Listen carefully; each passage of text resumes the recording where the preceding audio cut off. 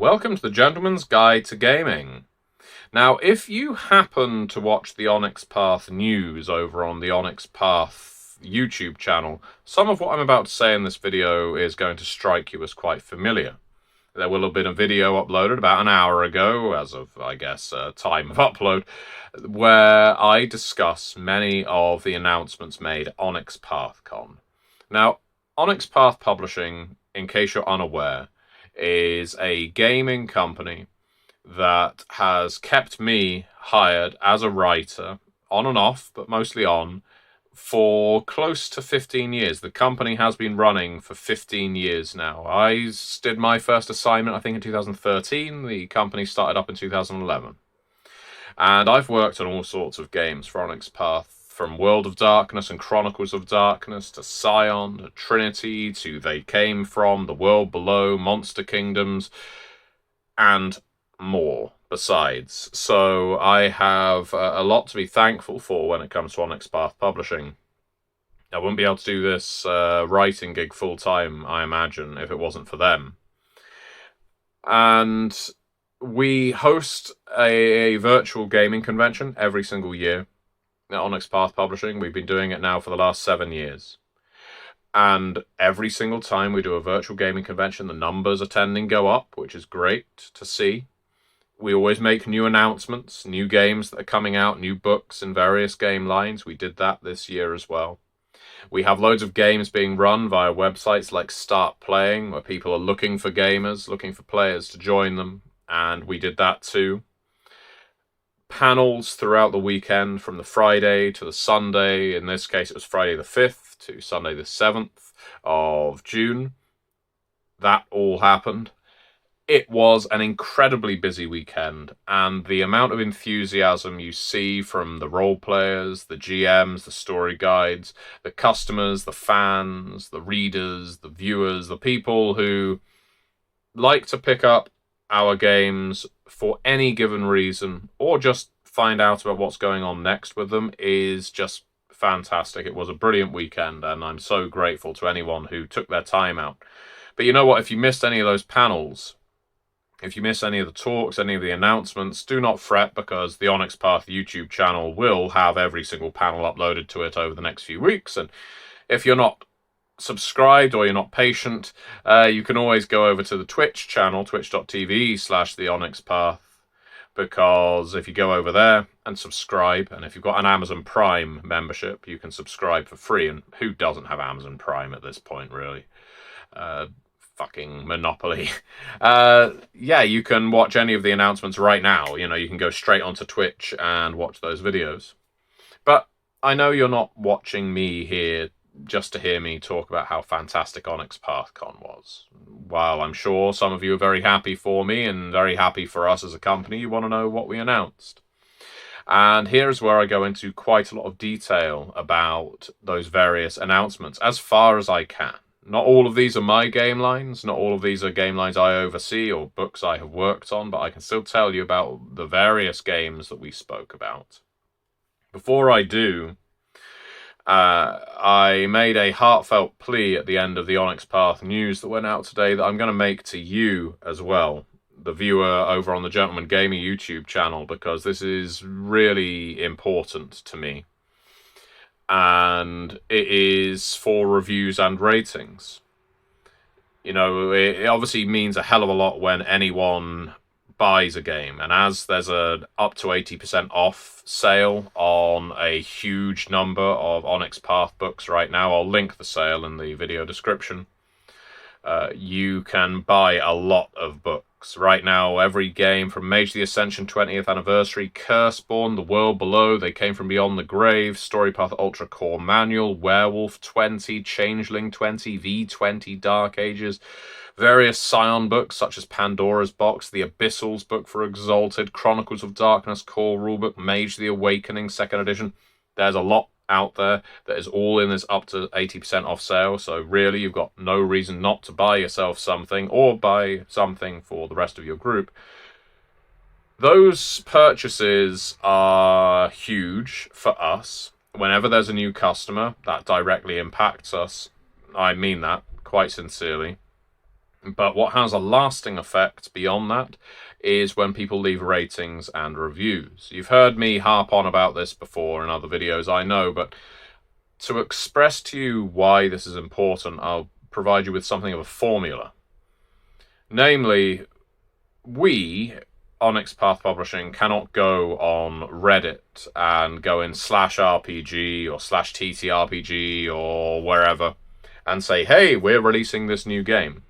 Because, quite rightly, I completely understand this, most of these fan communities surrounding role-playing games don't like the companies coming on and doing what they might call shilling.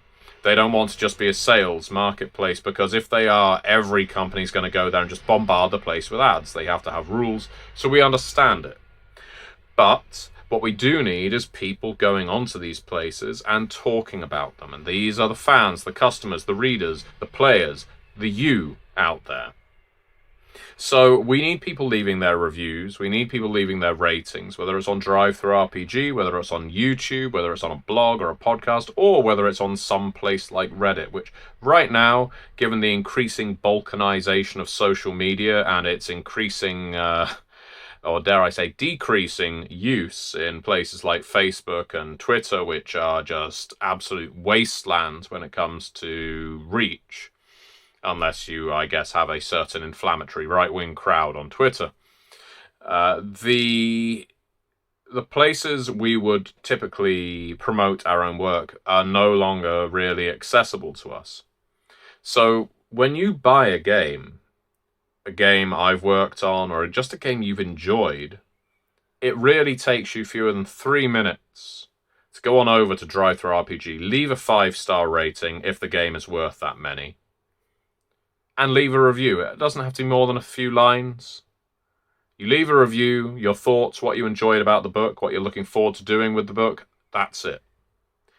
The formula is this. A new customer goes on to DriveThruRPG or /RPG over on Reddit, and they think, I'm looking for a new game, but I don't really know what I want. I've got $30 in my pocket, and I want to spend it on a new game.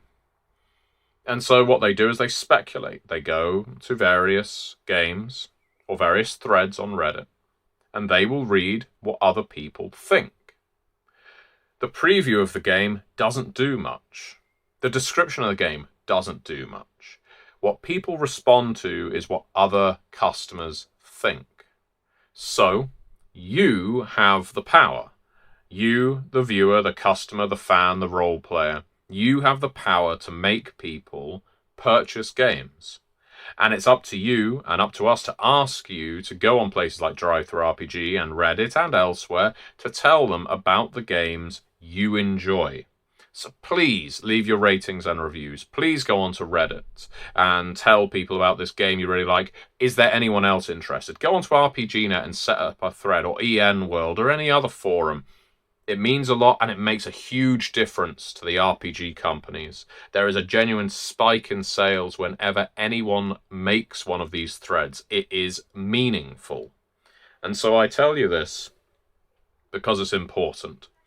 And because that leads straight into one of our big success stories over at Onyx Path Publishing, being Curseborn. So Curseborn, as you will be aware because of all my gentleman's guides to the accursed on this YouTube channel, is Onyx Path's newest urban horror RPG. And it is a medium, a genre that Onyx Path Publishing has, of course, got a lot of history with. We've done very well with urban horror over the years, and it was time for us to create our own one with complete creative control. No oversight from a licensor, no guidance from some far-off entity telling us what we had to include and what we couldn't include. Curseborn was our vision. A lot of very talented developers, writers, artists, and editors coming together and making this game, Curseborn. And Curseborn has done spectacularly well for us. I know that sounds arrogant, but it genuinely has. Curseborn has been a big hit for Onyx Path Publishing. And we spoke about this during Onyx Path Con. And what that allows us to do, of course, it isn't just the sales, it's the people talking about Curseborn constantly. If you head on over to Reddit, for example, there are Curseborn threads practically every week. I've found that the enthusiasm for what comes next is really high, which is great because we got to talk about 2 big books and various smaller books for the Curseborn game line that are coming up, one of which is Seattle, City of Curses. Seattle, City of Curses, is our first big setting book for Curseborn. It allows you to play Curseborn at the street level in an established city, provides you with the crew and the character dynamics in a place like Seattle, contains a huge number of plot hooks, plot seeds, adversaries, powers, new playable options. There's new families in there, including the deer shifter Cial and the living music known as the Byrons, the Outcast family, and others. It also provides you with the tools you require to create your own city, a chapter called Create Your Own, or Build Your Own Damned City, which means we straddle the line. We create a hybrid. We've worked on city sourcebooks before. I've developed city sourcebooks before. And sometimes they are exclusively about the setting you're talking about. Sometimes they're more broad about how to create your own. This puts it all in one fantastic volume. And Seattle, City of Curses is going to be a big book for us. I hope it does well. Seattle, and it covers the broader Washington area and I guess Puget Sound, Pacific Northwest area. And we had a brilliant team of authors on it. I got to co-develop this one with Dixie Cochran, and the team of authors were all hugely talented individuals. I think it has that perfect blend of urban horror, of folklore, of myth, because there's a lot of mysterious stuff up there in the Pacific Northwest, and a lot of that open wild that goes on. As the farther you get out from the city, the more things stretch out in front of you. So if you like Twin Peaks, or you're more fond of grungy Seattle and the incessant rainfall, Seattle City of Curses is going to be a book that you come to enjoy. We will hopefully be previewing the manuscript at some point later this year. It's currently in editing. A book that isn't currently in editing but is about to enter development is Curseborn Covenant. And Curseborn Covenant is the next big core book for Curseborn. Because Curseborn covers entanglements 1 to 4, for your characters. They get increasingly entangled in their curses and more powerful with it. This book goes up from entanglement 5. And this is what introduces conspiracies to your game. Curseborn is explicitly a street level, crew level, found family level game. Curseborn Covenant is a conspiracy level game. What that means is this is how you start influencing the politics. This is how you start getting involved in broader schemes that affect liminalities and heirlooms, territories, and so on. This is how you might start creating some of those liminalities or manipulating them at the very least. It also happens to be how you interact with the world on a more powerful level. In Curseborn Covenant, what your character is going to be able to do is create curse bindings and loads of rituals. There's so many rituals that are tied to various conspiracies in this book that are going to enable you to affect the fabric of the world that your characters are playing in, the tattered world of Curseborn. So it isn't just a, here's some more powerful spells. The game widens, it expands. That's the intention. That Curseborn Core is a very specific experience. Curseborn Covenant is a broader experience, and who knows what will come next. It contains all these playable conspiracies. It contains new Fae-aligned families as well. So now, if you want to start playing characters who may have been seen as adversarial in the Curseborn Core book, you absolutely can. I can honestly say that co-developing this book with Eddie Webb has been a complete thrill. I've really enjoyed spending as much time on Curseborn as I've had the pleasure to do, the liberty to do, and I look forward to working on Curseborn a lot more. Curseborn Covenant contains around 15 conspiracies. And they're all fresh ideas. Some of them aren't going to play nicely together, but you can play in crews with multiple conspiracies represented. Likewise, you have loads of new adversaries, including family heads now. You can start emancipating yourself from your family and joining new families. You can double down on your family loyalties. You can throw yourself fully into conspiracies. There's loads of new mechanical widgets in Curseborn Covenant. So, yeah. This is one where we will ideally be crowdfunding it in October, because we did the Player's Guide for Curseborn in October last year. Then we did the Curseborn Core the year before that. So here's hoping we can have this ready for October this year. We didn't stop at Curseborn. Now, I appreciate this video is going on a fair amount, so some of these I will skim over, but if there's interest, I can talk about them at length in future videos. We spoke about Exalted Liminals. If you're an Exalted fan, you will be pleased to know there is another big Exalted players book, another core, coming out. This one will be Liminals. We spoke about Lair of the Rat Kings for the Realms of Pugmire, a game which I have found such fun to co-author. And this allows you to play your subterranean games, your rodent type characters, and I really hope people enjoy the adventure in that one, because I had a huge amount of fun writing it.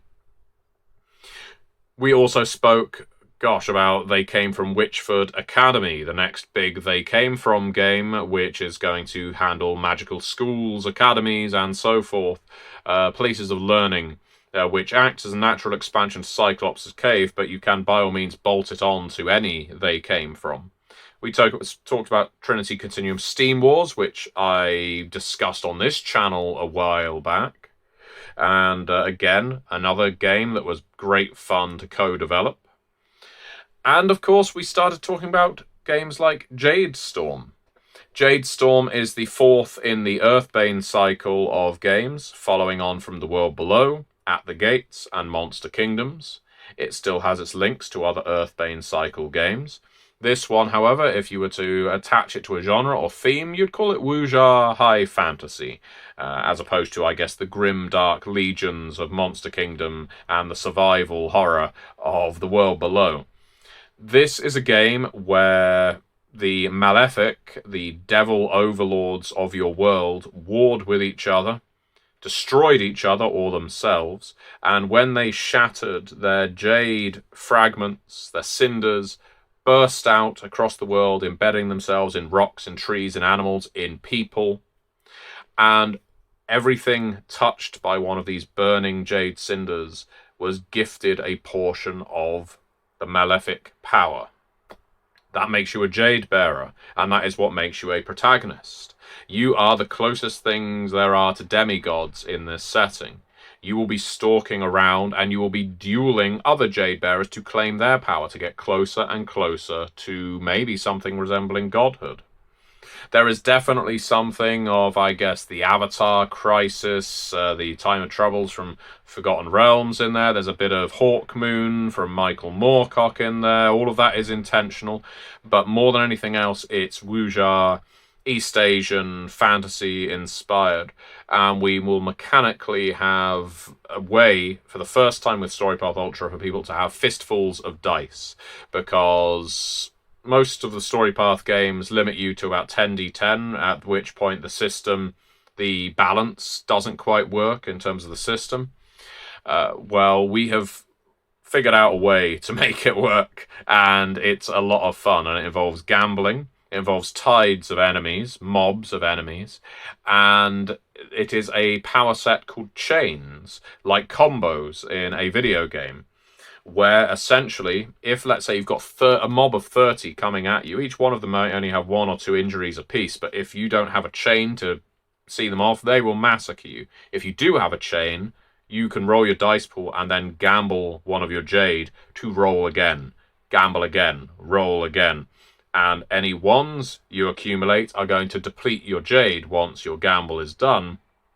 But this means you can basically chain combo loads of tricks and spells and powers and things like that, so you can sweep waves through your tides of enemies. It's going to be a lot of fun. It's got another rich and deep setting, just like the other Earthbane cycle games.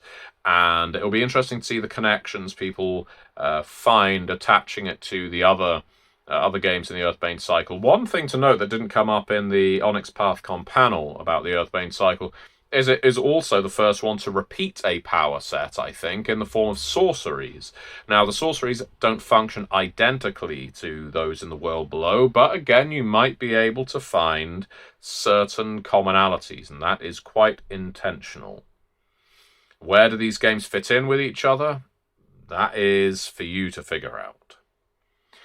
And then, of course, we spoke about Scion 3rd Edition. In fact, not just Scion 3rd Edition. We'll get on to Scion 3rd Edition. First, the Demiplane Nexus. Demiplane is a virtual tabletop program, and the few times I use virtual tabletops, I tend to use Demiplane because I find that their interface is very user-friendly.